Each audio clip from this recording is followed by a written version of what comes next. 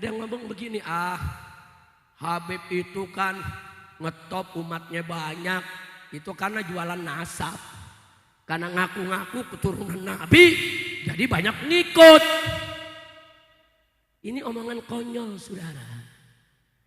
Saya mau kasih tahu Anda, saudara, dalam ilmu antropologi dan sosiologi, saudara, ada dua macam status.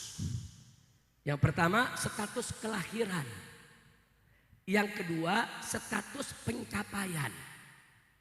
Apa itu status kelahiran? Ketika kita dilahirkan dari rahim ibu kita nggak bisa milih mau jadi suku apa. Bisa milih, saudara. Ya Allah, saya mau dilahirkan jadi suku Betawi aja, bisa nggak? Ya Allah, saya mau dilahirkan jadi Habib saja, bisa tidak? Nggak bisa. Itu namanya status kelahiran. Itu udah takdir Allah. Terima, saudara. Jelas tidak? Yang kedua, ada status pencapaian.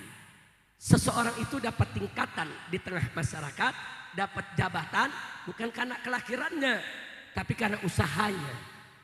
Yang belajar pintar jadi insinyur, kemudian jadi menteri di suatu departemen. Yang kerja rajin, uangnya banyak. Satu saat dia kaya raya dengan perniagaannya. Nah, itu jadi orang kaya, jadi pejabat, itu status pencapaian. Kita mesti berusaha. Termasuk status karisma. Orang punya karisma, pengikut banyak. Itu pencapaian, saudara. Bukan karena kelahiran. Saya buktikan, sudah. Kau dikatakan Habib ini, Habib itu maju, pengikut banyak karena statusnya Habib. Bohong. Bukan karena status dia Habib.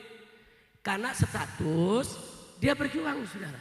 Dia belajar, dia ngajar, dia sebarkan ilmu, dia baik dengan masyarakat, dia sebar kasih sayang, orang cinta sama dia, akhirnya dia punya karisma, saudara. Buktinya banyak habaib yang gak punya karisma, banyak habaib yang gak punya pengikut, banyak habaib, saudara, gak bisa menggerakkan umat, gak bisa. Saya mau tanya, apa semua habaib bisa ceramah? Apa semua habaib bisa jadi ulama? Enggak, saudara. Dan untuk mencapai karisma bukan Habib saja. Mari kita lihat, saudara. Kiai Haji Hasim As'ari, Kiai Haji Wahid Hasim, Kiai Haji Wahab Hasbullah, saudara. Kiai-kiai Syekh Nawawi Al-Bantani, saudara. Banyak ulama-ulama, mereka bukan habaib, tapi saudara, mereka punya karisma, bisa menggerakkan jihad, saudara.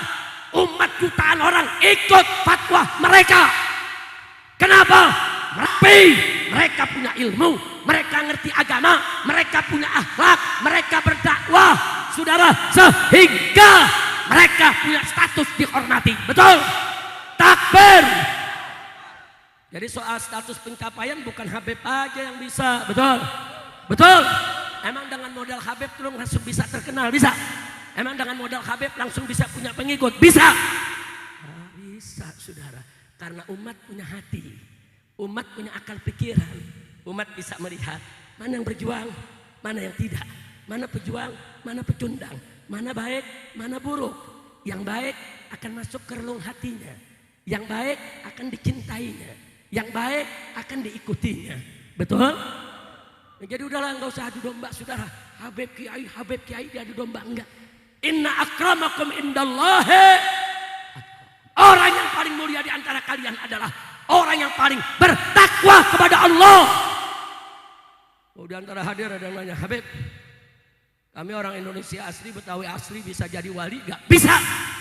Dan banyak ulama Betawi yang jadi wali Allah, saudara. Siapa bilang tidak bisa, saudara? Wali itu bukan hak prerogatif habaib. Habib banyak yang tidak jadi wali, saudara.